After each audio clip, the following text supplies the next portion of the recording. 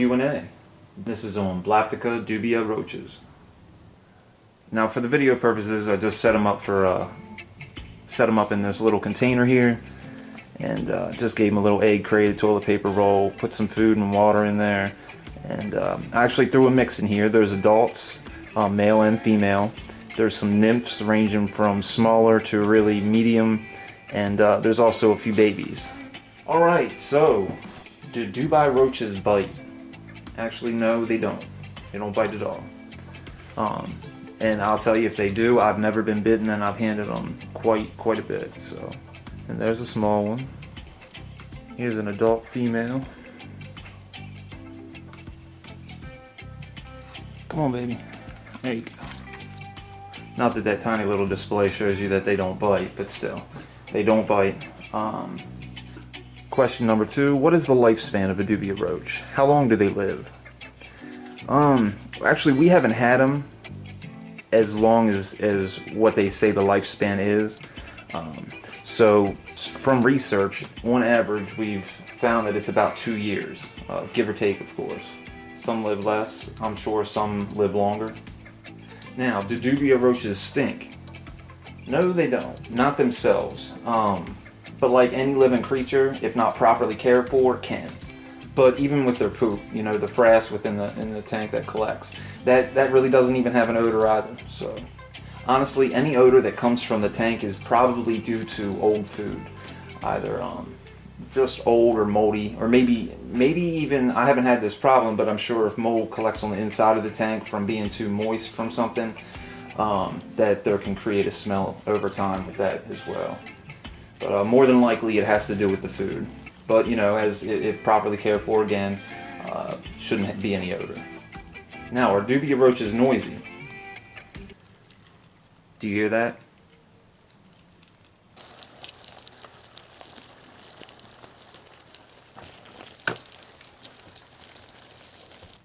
Yeah, that's about as much noise as they make. You'll hear them crawling around. You know, if your egg crates aren't necessarily secure, they'll be moving them around a lot. You'll be hearing that. Other than that, no, they don't vocalize any noise. So they aren't like crickets. You won't hear chirping, anything like that. I'll be honest, that was the only thing I did like about the crickets. But I'm sure if I had an abundance of crickets like I do roaches, that would probably change over time. Now, where do Blaptica Dubia roaches come from? Now, I looked this up, I think, on Wikipedia. They're from French Guiana. I believe I'm pronouncing that right. French Guiana, Brazil, and South America. Just thought I'd throw that in there as a tip. Now, the dubia roaches need a heat source. Now, this answer kind of comes along with a no, a maybe, sometimes yes.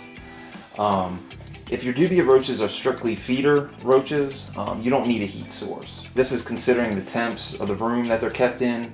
Don't go below like 60 degrees, or you know, even 65 degrees. I mean, they are tropical roaches. Now, they like the warmth, so personally speaking, I like my roaches to be comfortable. You know, I don't just look at them as feeders, I look at them as another pet. So honestly, for them to be comfortable, I would suggest, like, say, between 70 and 75 degrees Fahrenheit. Okay, now on the other hand, if you're dealing with breeders, now the answer is yes, they do need a heat source, which we'll get into in the next Blaptica Dubia Roach Q&A Part 2, and that'll be based around starting a Dubai colony and breeding these little suckers. So, you know, this video, as I said, is more generally speaking.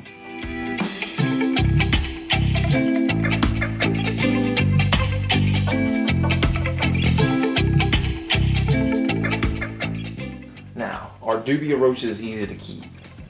My answer, and I'm going to put a little bit of a disclaimer at the end of this, is yes. They're a very simple animal to keep and care for.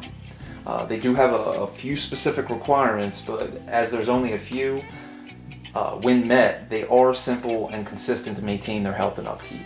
A quick list of care requirements, and this is not just, you know, this is not an end-all be-all. I'm just going over how, you know, it is a simple process. There's not a lot needed. You know, you'll need a bin for housing, and preferably smooth siding, you know, as they can't climb slick surface.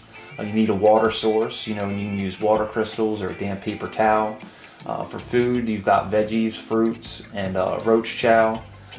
Roach chow is usually a mix of certain things that you can either buy from, say, a breeder or make yourself. That's going to require a little bit of research. And even the veggies and fruits will require some research, as you know, not everything is good for everything. And I know they are roaches, but you know, still, you got to remember too, if they're feeders, everything that goes into them is going into your animal, your pet.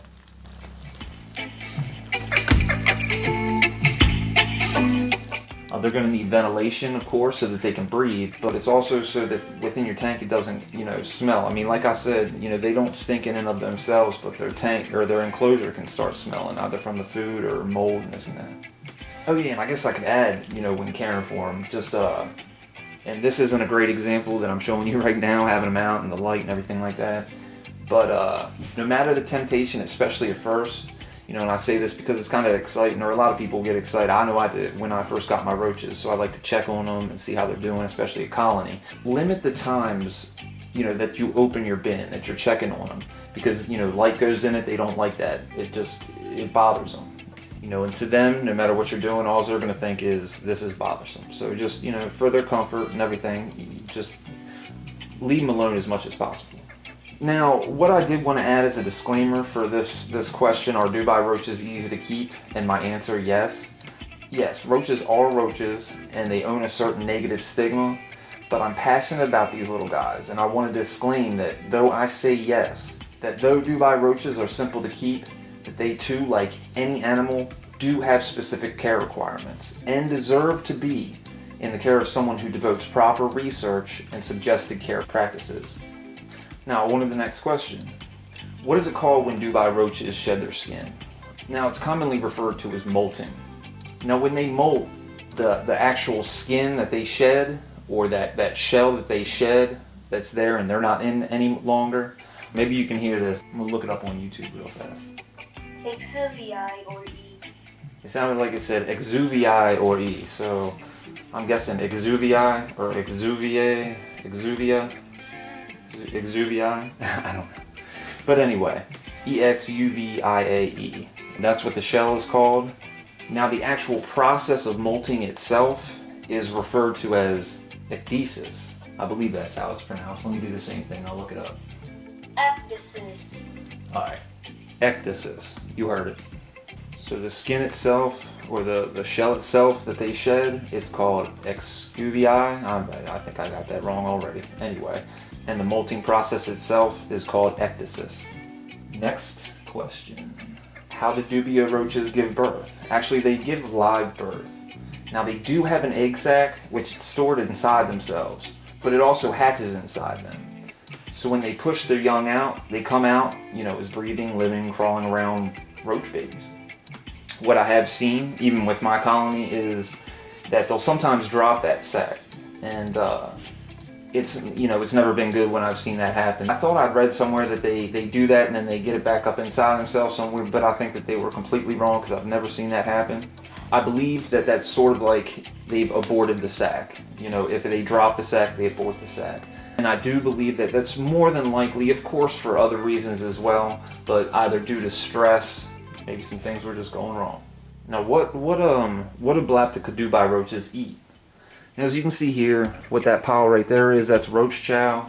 We actually order that from where we order the roaches themselves. It's just a mix of everything that they need. We do want to learn how to make that ourselves so that we can, cut the cost. Because it can become expensive, especially the breeders don't go as heavy on it, though we don't have a huge colony right now. And the babies eat the poop.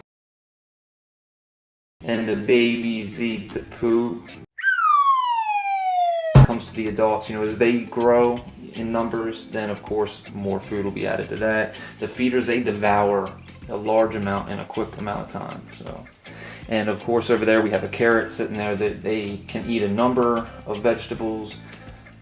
They can eat most anything, but there are things that they can't eat, and it is worth taking that research. And also, what goes into your roach goes into your reptile or whatever you're feeding.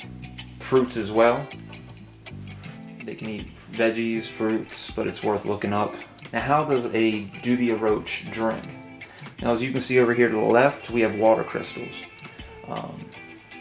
You can use that or a damp a damp towel. But of course, a damp towel dry up quickly. These do tend to dry up, but you can leave them in there. You know, shoot, I check this about every 3 days. I check my roaches about every 3 days for the food. So if they're dried up, I can see it and just replace it right away. Now, what are other names that a Blaptica Dubia Roach are referred to as? There's 3 that I've seen so far, and that's the orange spotted cockroach, the Guyana spotted cockroach, if I'm saying that correctly, don't shoot me if I'm not, and the Argentinian wood cockroach. Now, how large can Dubia roaches grow? Now, we haven't had them, like I said, for the lifespan that they say they can live up to. I'm sure that some of them are probably on the verge right now, considering, you know, the adults we bought as adults, or at least the first batch. But I've seen that on average about 2 inches, and that's about what I see. That's on the large end of things. I would say that's about the max for these Dubia roaches.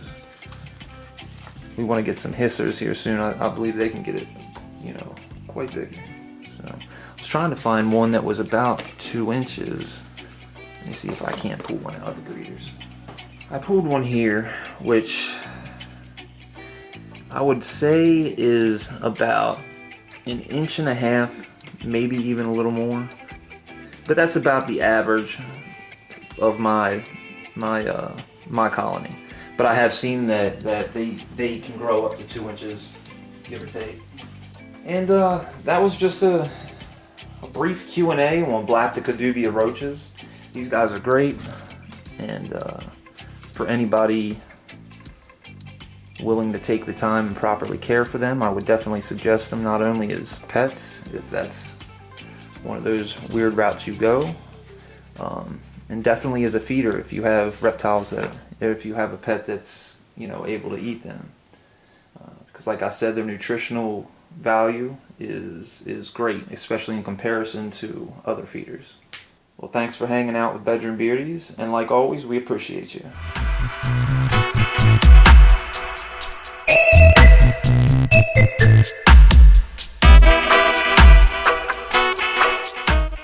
To stay up to date with our latest videos, make sure to subscribe to the Bedroom Beauties YouTube channel by clicking our logo now in the bottom right corner of this video.